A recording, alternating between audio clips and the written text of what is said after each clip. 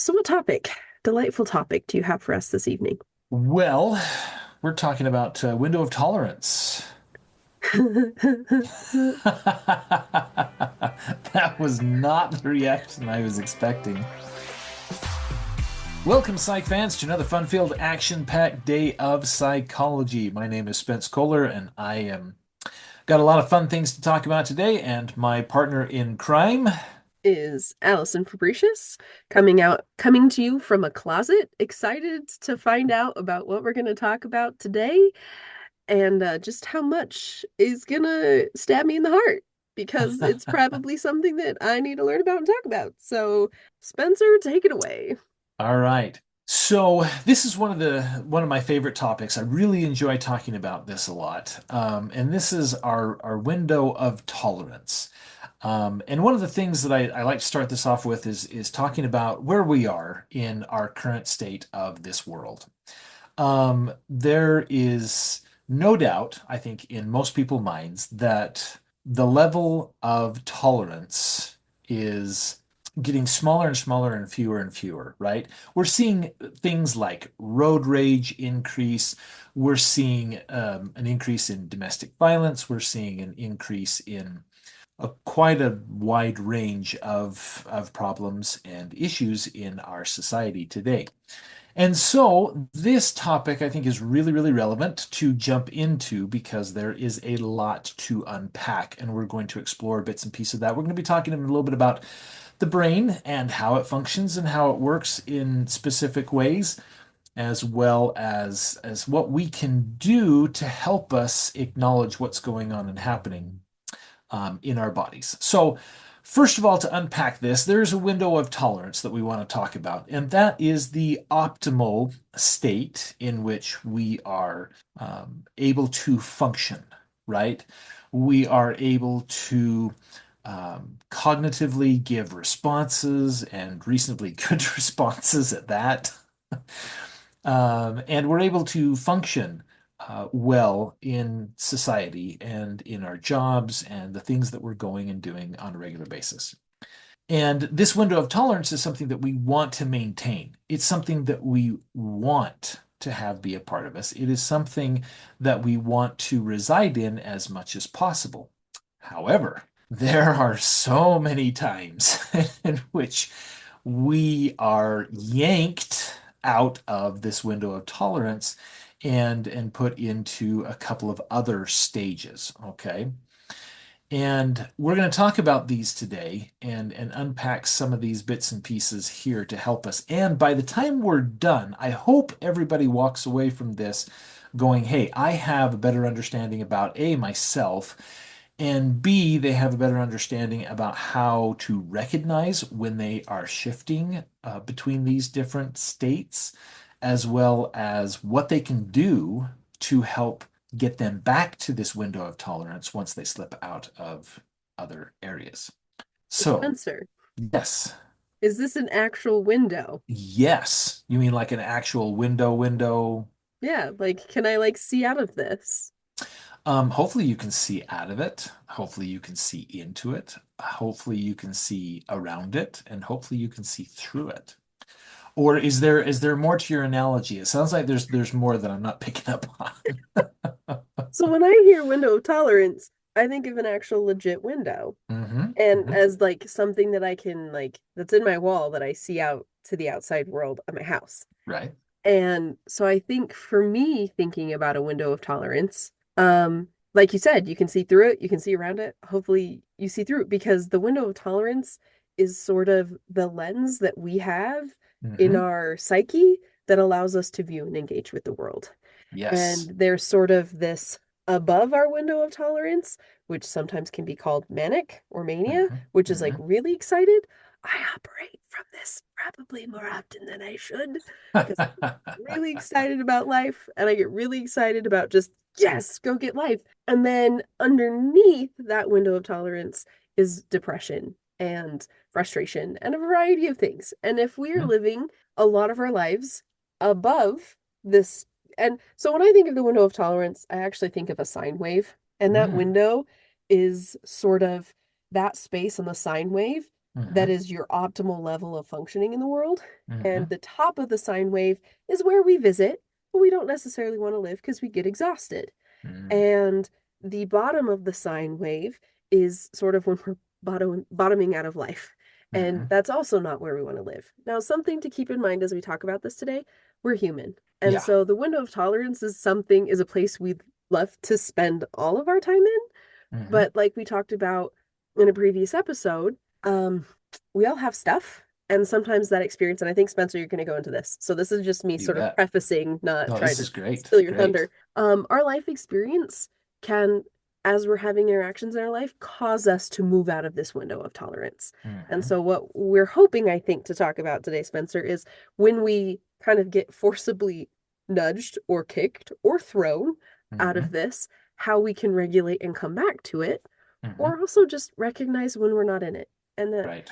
sometimes a little extra love and care for ourselves can go a long way in how we're interacting with other people. So I just You kind of bet. wanted, for those who might think about it a little differently, I always think about it as like an actual window I'm seeing out when I hear window of tolerance. Hmm. And I think it's also just sort of our window of experience Hmm. and then that perspective of how we see the world. So I will turn it back to you. I love the visualization. Thank you for that. That is awesome. Because I think it's important to be able to visualize this because the more we visualize things in psychology, the more we're able to become more self-aware of those things. And the visualization brings that awareness to an impactful state. And I love that. Thank you. Thank you for that. I appreciate it. Mhm. So you're right. This window of tolerance is something that we are working to maintain, and everybody has to maintain this throughout their lives. And sometimes things ebb and flow, and we know that things are coming at us faster than what we can, sometimes handle. So we really want to make sure that we piece those together and we really work to make these areas work. So you said a key word, and I really like this key word, regulate, or another opposite to that would be dysregulate.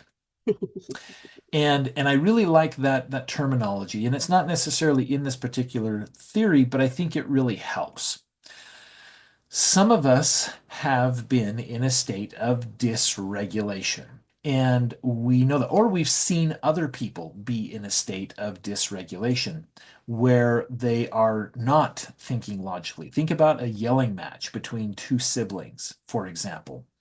When you are yelling and screaming at each other, trying to get your point across, or fighting over some opposite problem or issue that you are faced with, there is each of you are dysregulated. Okay, the anger is part of that, the hurt is part of that, and there's a lot of different things that are going on in this particular situation in which we are dysregulated.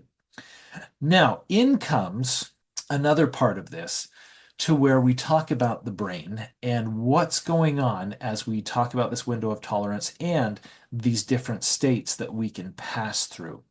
First of all, we have the frontal cortex, all right? And I love this because my head, for those of you that don't know me, it's really, really easy to kind of describe the brain because I don't have any hair that gets in the way of that. So the frontal cortex really is our decision-making tool right there. And if it is firing right, and if it is processing well, we can make some pretty good choices and decisions. In comes a very small, teeny tiny pea size part of the brain called the amygdala.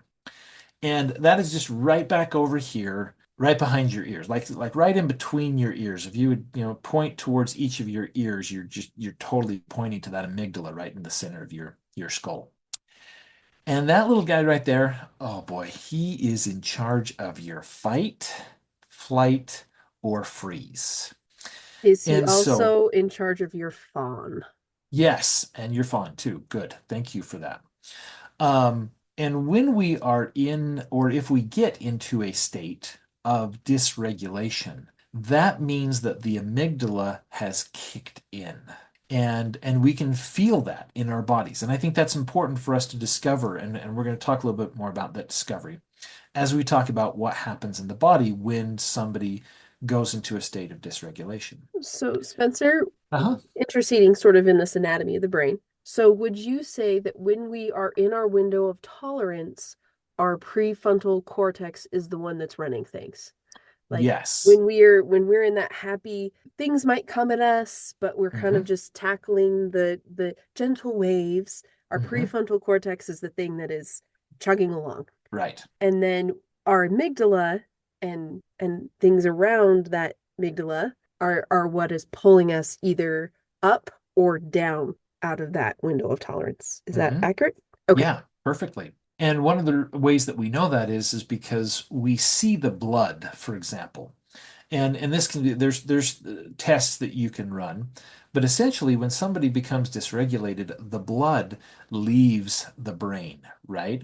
Because the amygdala is saying, "Hey, you need to go into this fight, flight, or freeze or fawn," and so the blood needs to go to other places in your body.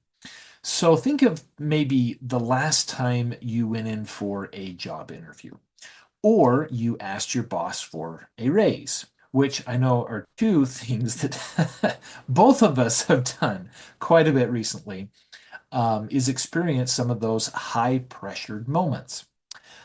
You could even picture a situation where you are having a high stakes conversation with a family member.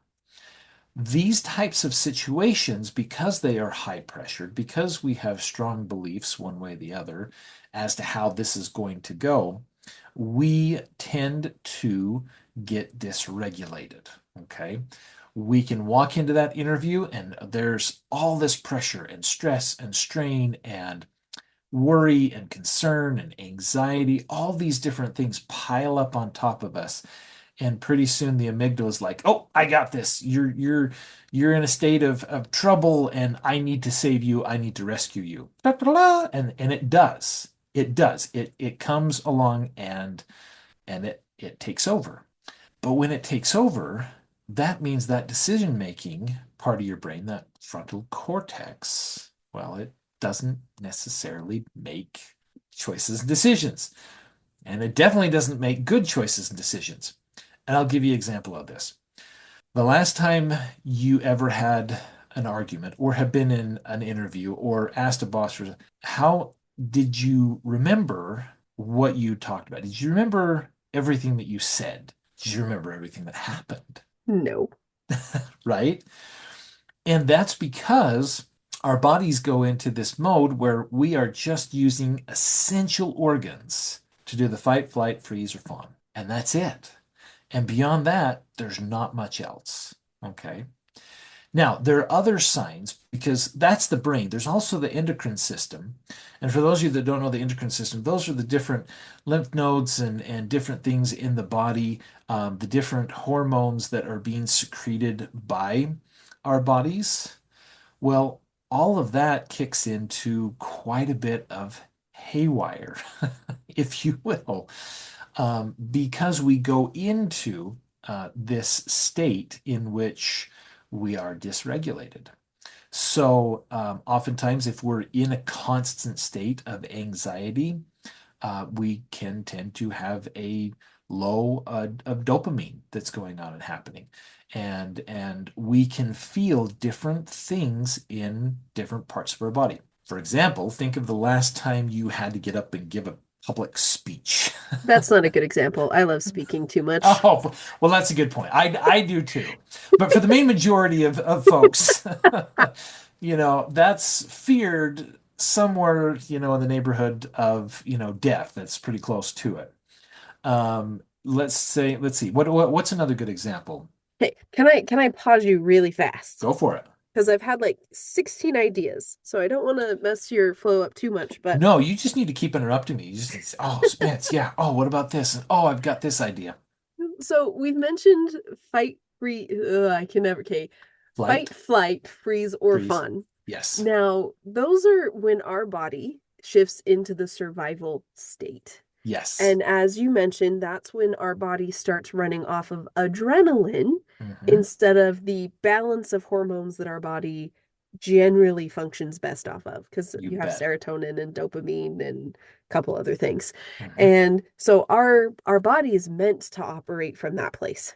But Hmm. when we get scared and we shift from the prefrontal cortex to the amygdala, our body reverts back to ancient man.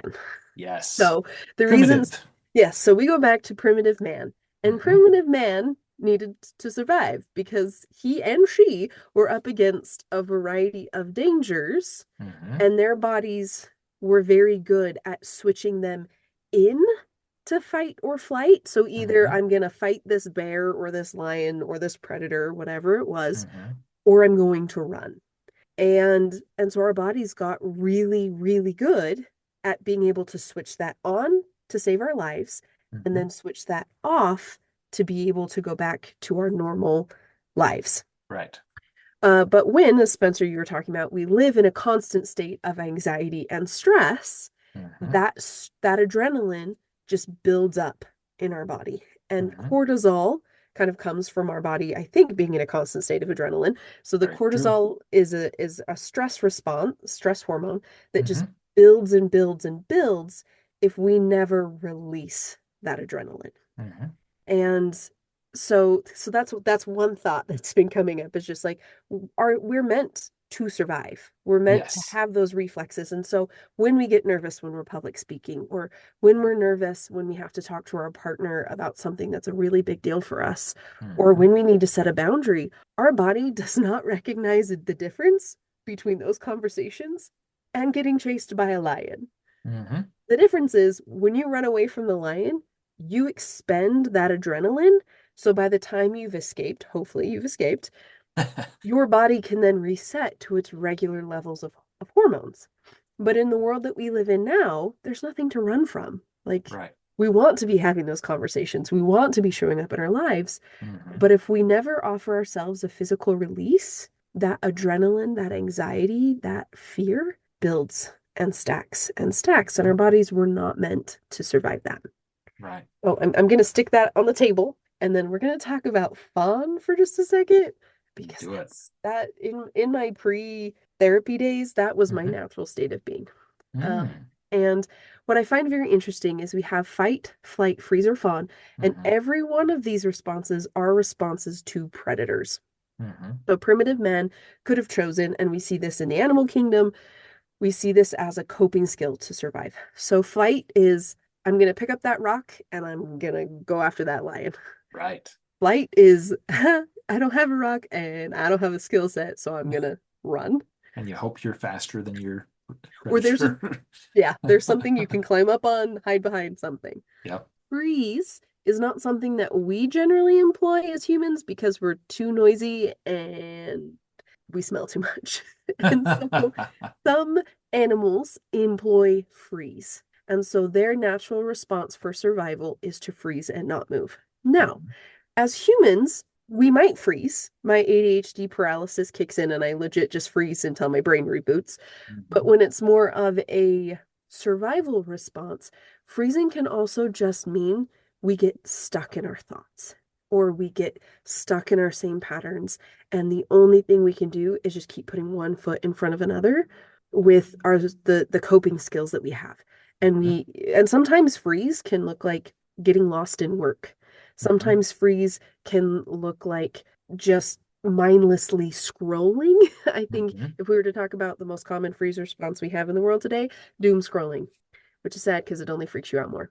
Right. Or And then, unlimited amounts of gaming. yep, there That would be my other one. Yep.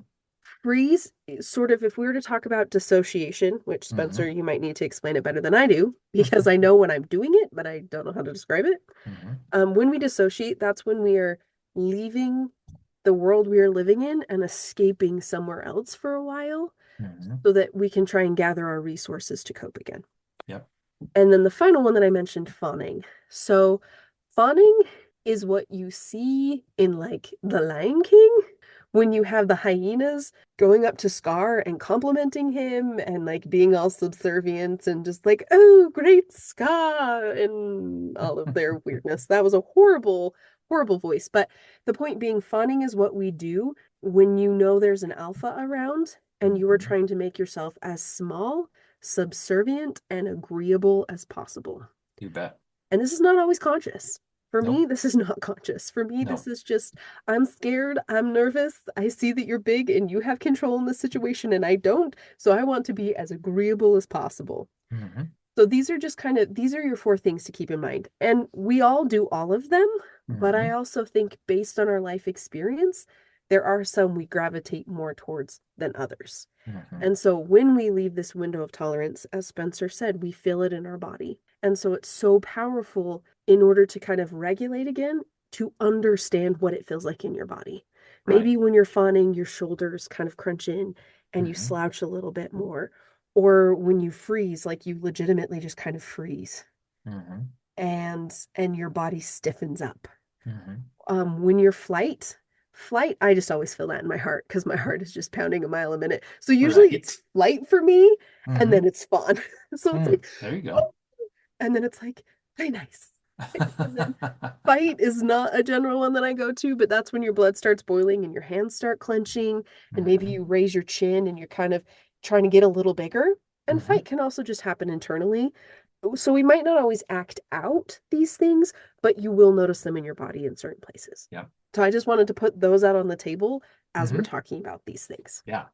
No, those are great examples and really solidifies what we're talking about. And I hope through this that many who hear this begin to sit back and say to themselves, "Oh, yeah, that kind of describes me," or "Oh, hey, yeah, I've done that before," or I kind of gravitate to this particular one or there, or a handful of them.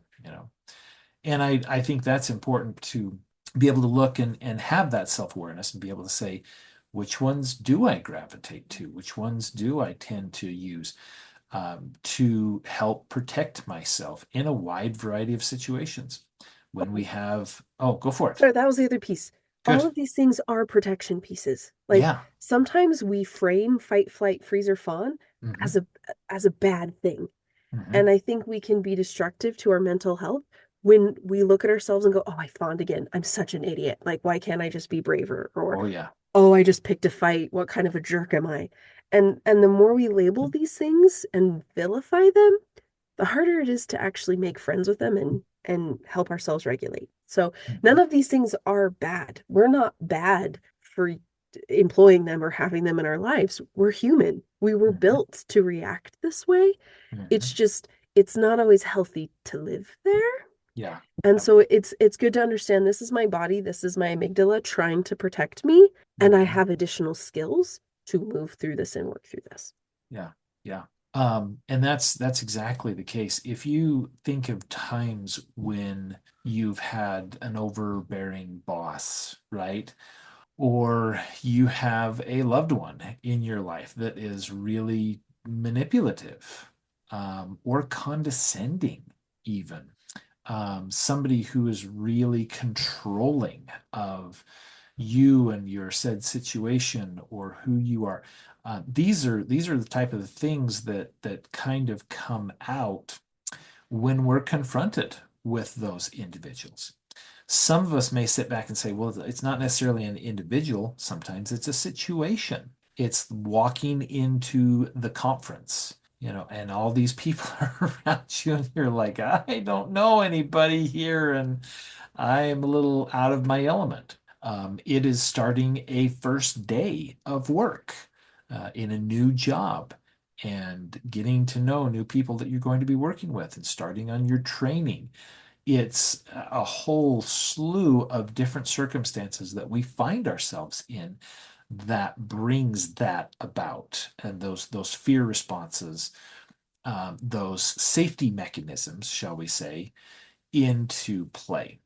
And that's why it's so significant, like you said, Allison, to read your body, and you can feel it in so many different places. So, for example, for me, sometimes when I'm going into these different states, I will feel a tightness in the chest. Like I can feel the anger welling up. Or if I am performing in some type of event, I will feel the butterflies, right, in the stomach. Some of us, first date, for those of you that are in dating and stuff like that, your hands get all clammy and your mouth gets all dry. You're like, wait a minute.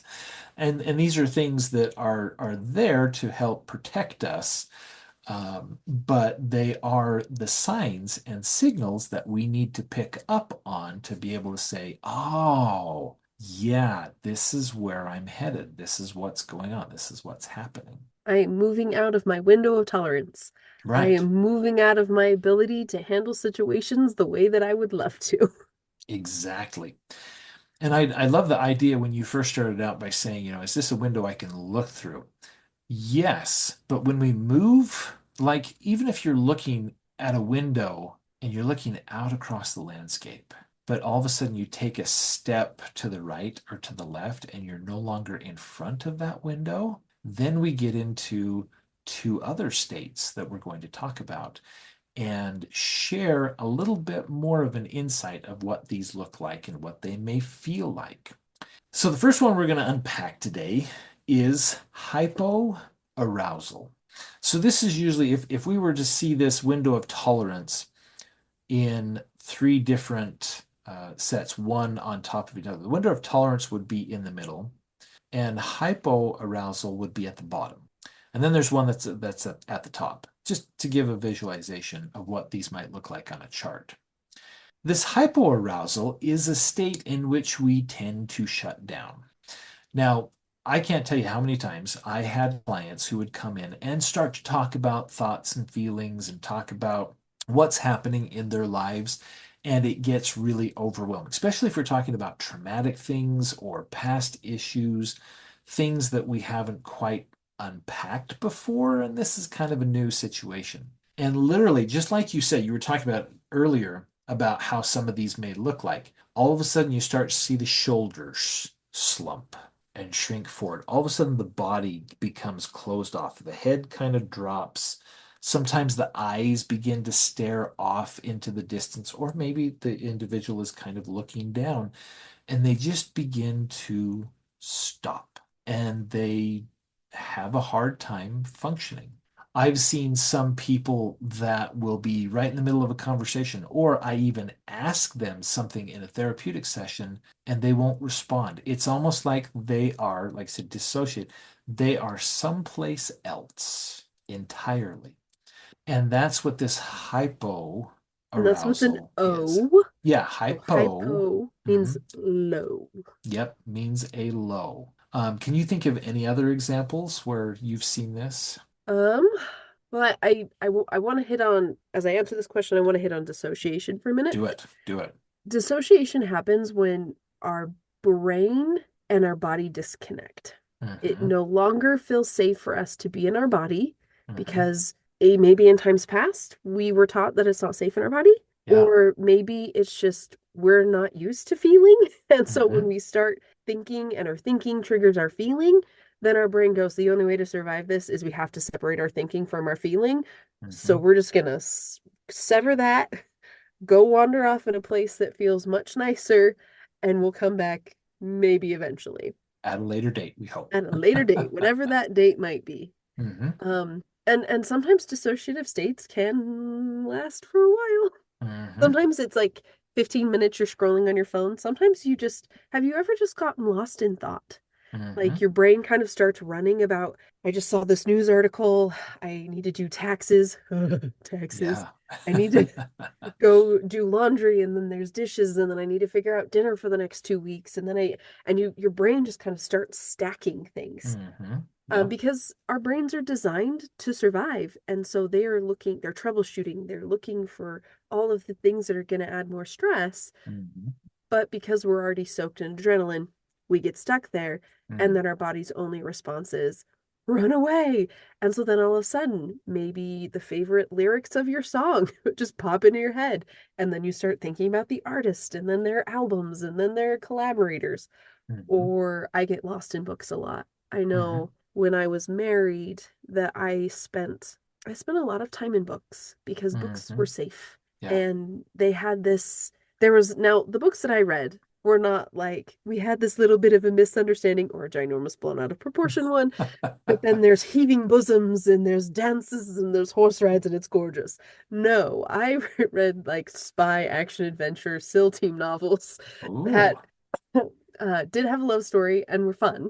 Hmm. Um, but no matter what was going on, they always ended up okay in the end. Hmm. And I loved being able to read that book and get to the end where it all turned out all right in the end. Hmm. And reading is great. Love reading. Still read, but there's a difference. There's a Hmm. difference between throwing yourself wholeheartedly into something and Hmm. ignoring the world around you to get away Hmm. versus picking up a book and reading for 15 minutes because it's a great plot and you want to know more. Right. And You so can't those wait to are, see how it ends. yeah, you want to see how it ends. But Yeah.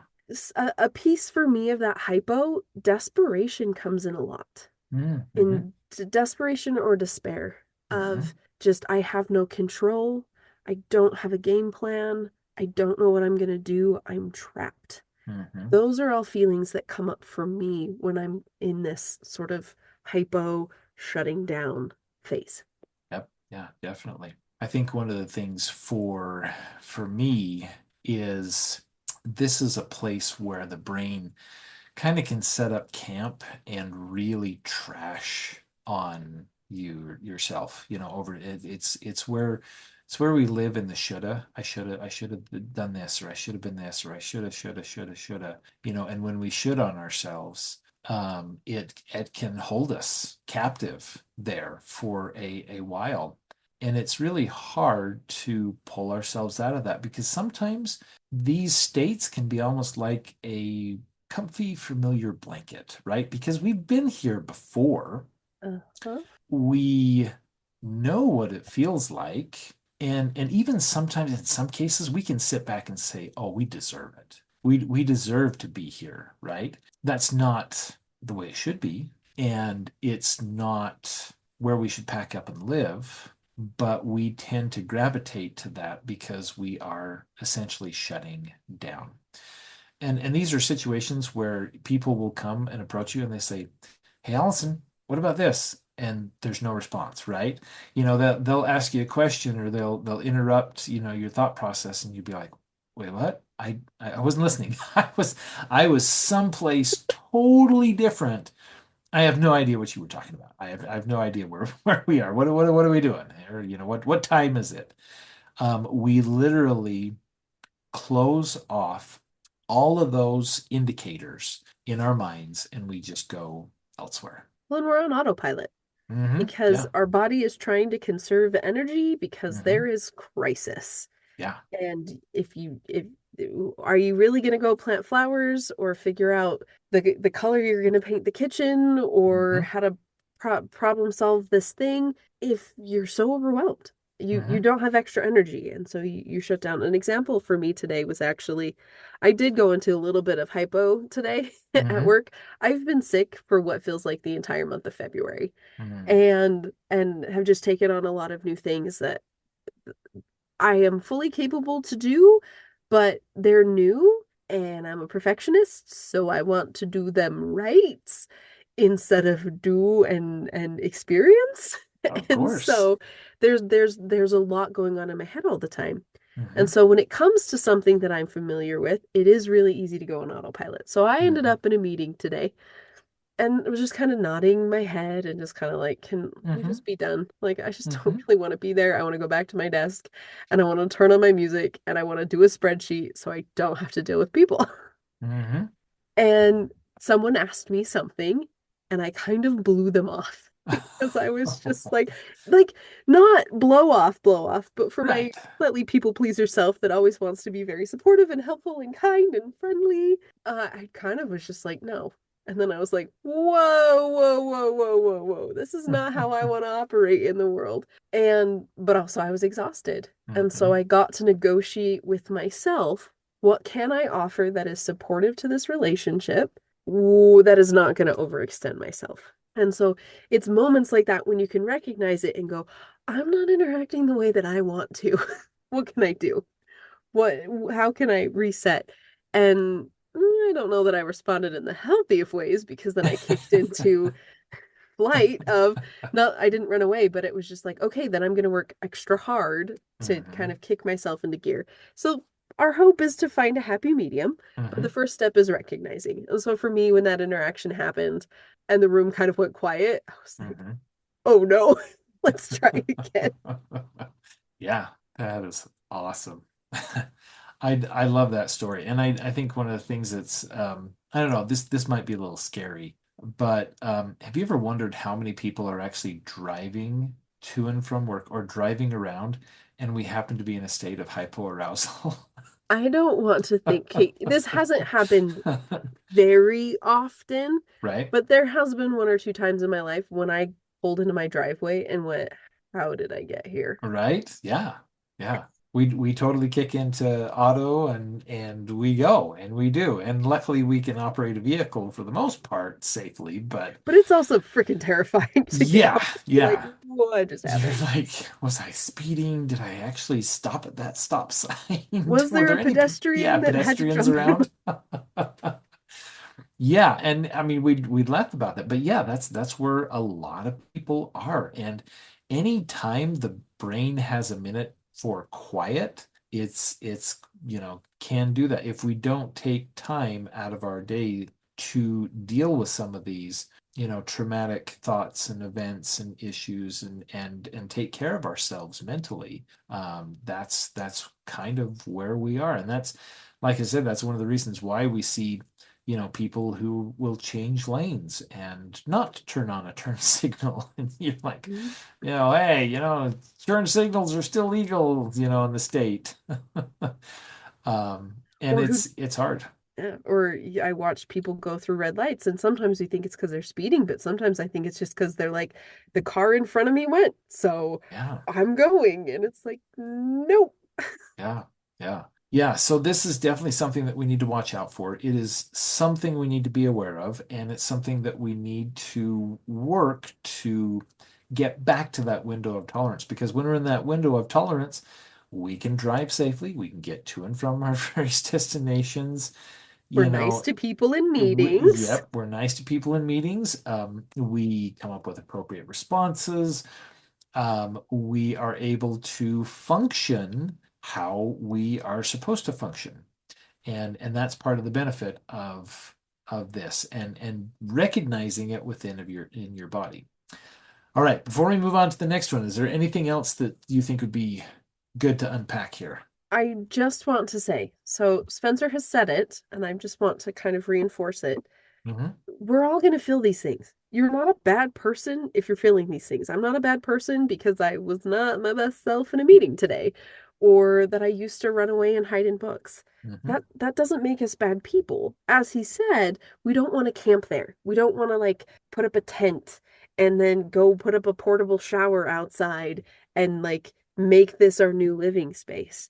Right. And in no way are we encouraging you not to feel. One of the best ways to get out of hypoarousal is to actually let yourself feel stuff. So, in order to shift and move, you have to feel. It's when Hmm. we're trying not to that we stay there. Hmm. And I'm not suggesting go and feel all the things at once. You might have a mental breakdown. Pick one. Pick one. I was watching Shrinking last night. Great show. Hmm. Uh, they are not a sponsor, so don't none of that. But I was watching it last night, and they were just some. They lost their mom. Well, she lost her mom. He lost his wife, and they're just all angry all of the time. And so Hmm. their therapist said, "Okay, I have a thing for you. Pick the saddest song you can think of, and just give yourself 15 minutes. Put a timer, and you just be sad." For Hmm. 15 minutes. And it made me think of days a few years ago where I would put on Running Up That Hill by Track and Field. Now it's Hmm. that specific version. Kate Bush has a version. It was made very popular with Stranger Things. There's a Right. couple other versions, but Track and Field is the one Hmm. that they did it on Warehouse 13. And I remember hearing that song, and every time I hear it, I tear up Hmm. because of the scene it's attached to and all of the things. But and just I wish I could make a deal with God that my life could be different. And Hmm. sometimes we just feel that way. Sometimes we're Yeah. just so overwhelmed with our stuff. We wish our life could be different. Yeah. And so that's my song. That's the one Hmm. that I go to. But whatever song it is, and just let yourself put a time limit on it. I get terrified of the idea that I'm gonna have to feel things because what if they stay for forever? Yeah. I've been Yeah. holding my feelings back for so long. I've been hiding for so long. There must be there's decades worth of feelings that I didn't let myself feel for a long time. So if I Hmm. just go, we feel now, Yeah. I'm gonna drown. Hmm. And that's what I'm afraid of. But if I just pick 15 minutes, pick a thing that's gonna open up those floodgates and just feel, Hmm. we get that release valve so we're not buried under all of these thoughts and pushing down all of these emotions. And it allows us to kind of come back to the land of the living. Yeah. The other fear too, sometimes the fear that keeps me from doing that is I will justify in my mind, oh, I can't take that 15 minutes because if I do, then it sets the tone for the rest of the day or the rest of the evening, and it's going to ruin the rest of what I need to do, or I won't be able to get the laundry done or clean the house or do the dishes and stuff because I will be a puddle on the floor even after the 15 minutes. Sometimes some people will rationalize, and I know I've done this, but they'll say, oh, you know what? I really need to have a good cry, but I don't want to deal with stuffy nose afterwards, or I don't want to deal with the massive headache I'm going to have, right? Or the dry, itchy eyes that are Yes. bloodshot and Yeah. crinkly. And that's just it, is that so many of us are not taking time out of our lives and hitting that proverbial pause button to deal with what's going on inside of us, And I can assure you, your headache is actually worse when you're trying not to feel stuff than if right? you just let yourself feel stuff. So much of the tension we carry on our shoulders are Mm-hmm. by keeping such a tight grip on our emotions Mm-hmm. that Mm-hmm. the tension headaches, the sore muscles, the sore backs, we would go so far to relieve that tension if we just let ourselves feel. Yeah, yeah. The other thing that comes to mind too is sleeping, right? How many of us have sleeping problems? How many of Nope. us I know. I just push so hard and for so long until I collapse. I don't have a sleeping problem. Right. I know I've had clients come and say, well, Spence, as soon as my head hits the pillow, my mind starts racing. I'm Mhm. like, yeah, because it's probably the first time you put your phone down all day long, or it's it's probably the first time you've had any type of mental break. So what's going to happen? Your mind is going to it's just going to just continue to race and race and race and race. Mhm. Yeah, and then how do you fix that? And that's probably another show when we can We're talk just about that. racking them up. I know, right? But it's definitely something worth bringing up right now to bring some awareness to it. So, yes, these intermittent occasions in which we dedicate time to our mental health is so important, is so needed, is so warranted. It's our survival. We need to have these on a regular basis. And I'll be the first one to admit I don't do it as often as I should. I don't do it as often as I definitely need. Mm, mm-hmm. Right? Um, Mm-hmm. but then again, when I don't, what's the alternative? What is the detrimental alternative for me not doing it? Mm-hmm. And also we stay stuck. Yeah. Like, because you were saying our survival depends on it, and it does. But our Hmm. ability to thrive, if we don't give ourselves time to feel, we never make it to the next step. No, We just no. trap ourselves. The harder we hold on to ourselves, the harder we stay right where we are. What you resist persists. Hmm. And you just stay. I picture it as the proverbial um, uh, rock. I don't know. Avalanche is probably not the right word for it by any stretch. But if you can picture being buried with all these rocks on top of you, there's these emotional rocks, right? And if we're not taking time to turn and look and say, okay, yes, you anger, yes, you fear, yes, all these different things that we're dealing with, if we're not facing them from time to time, if we're not taking at least one rock and moving it from on top of us, then we're going to stay buried. Hmm. We're not going to we're not going to uncover. And just think of the world of things that you can uncover about yourself and about your personality and who you really are and who you really can be and how much easier it would be to focus and function without all that weight on your shoulders. Wow, What would your connections with other people look like? right? If Oh, you and were that, not carrying the world on your shoulders, how would mhm. you be able to connect with other people? Yeah, yeah. And how much healthier could the relationships be? How much more could you take on if you had room, right? And space and fewer rocks to carry around. How wonderfully freeing is that? My in the therapy session a few weeks ago, I'm not perfect at this. I don't know if Mhm. you've picked up on that yet. If our listeners Who have picked up on this. is? I'm not perfect at this yet. I was in a therapy session, working really hard to not feel stuff and talking about how I'm afraid to feel stuff. And my Mhm. therapist just looked at me and said, Allison, emotions are gonna emote. Like, if you don't let them out like intentionally out of you, they're gonna come out. They're gonna come out sideways. They're gonna come out in road rage. They're gonna come out in yelling at your kids. They're going to come out in critiquing your spouse or your partner over how they loaded the dishwasher. Mhm. It's going to come out at your coworker over nitpicky things. And so it's like when we are buried under all of this stuff, emotions are still going to come out. They're just going to come out over the people we love and care about Yeah. or the rando stranger that we think are no consequences Mhm. instead of us just being able to sit with them and face them. So here's my analogy, and some people really hate this, some people really like it.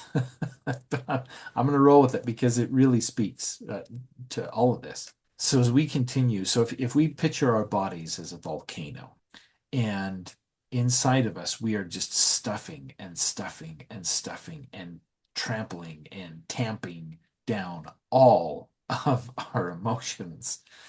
What happens when somebody does something that ticks us off or hurts us really bad? Well, all of a sudden, that volcano erupts and it's like emotional vomit.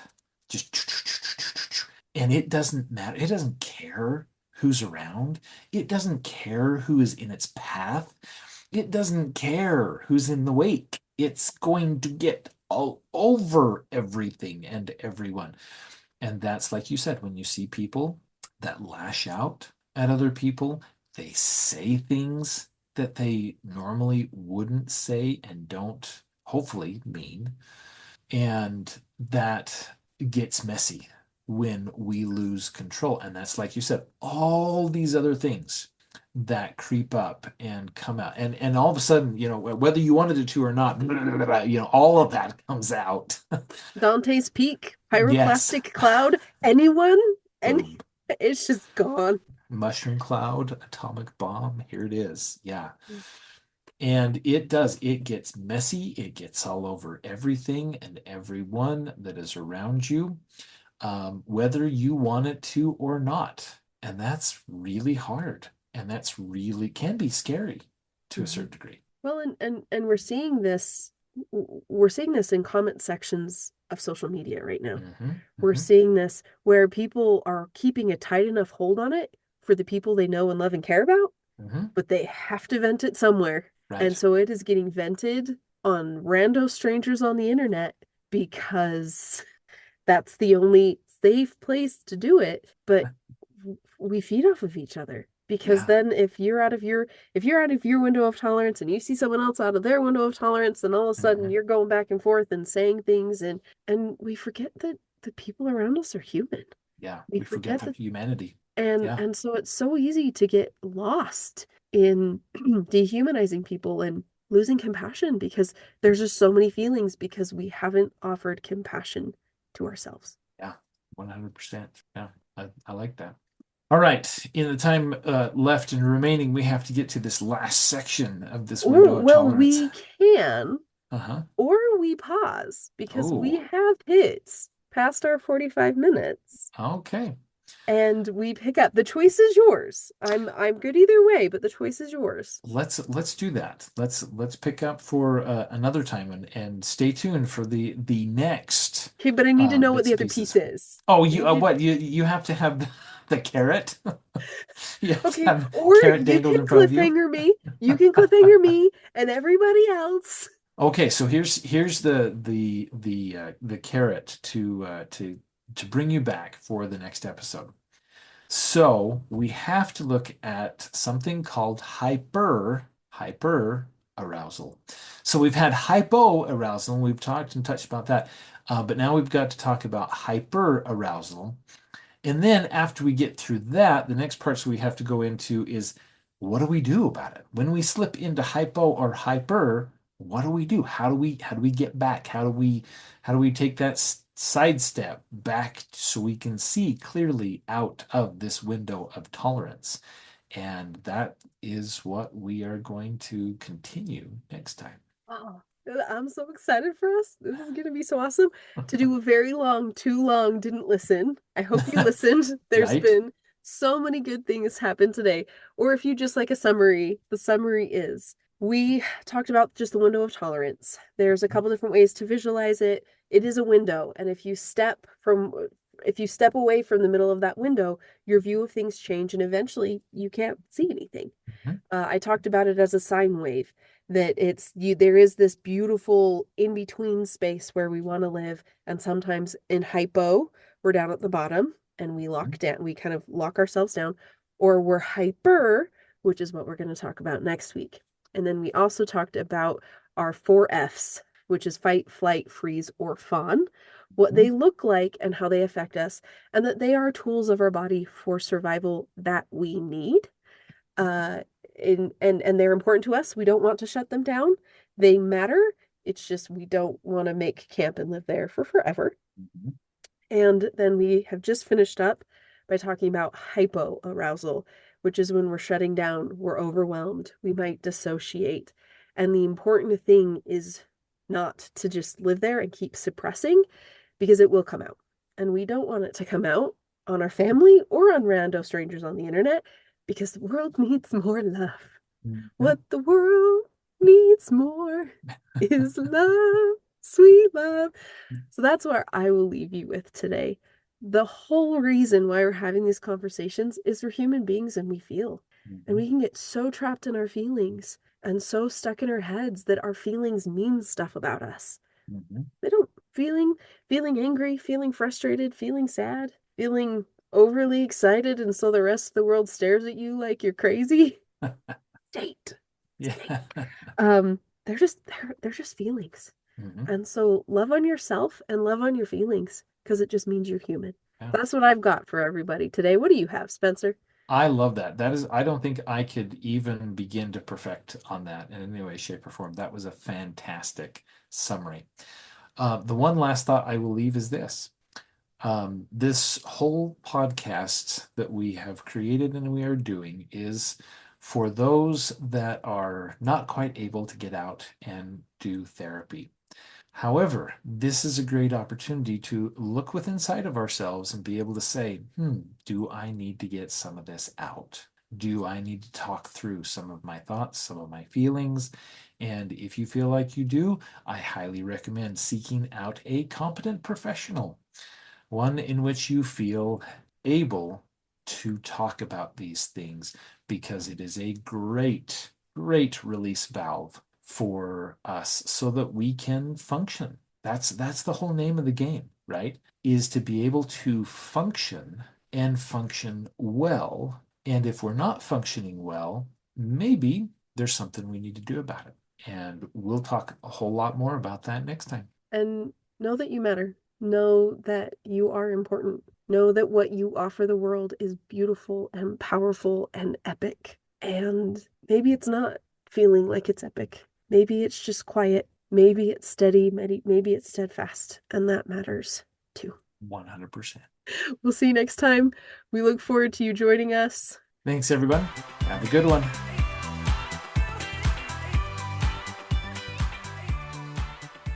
Now, our disclaimer for this episode: we are not your therapist. We are not your medical provider. We are here to give information and things for you to think about, but please seek your medical professionals if you are in need of support.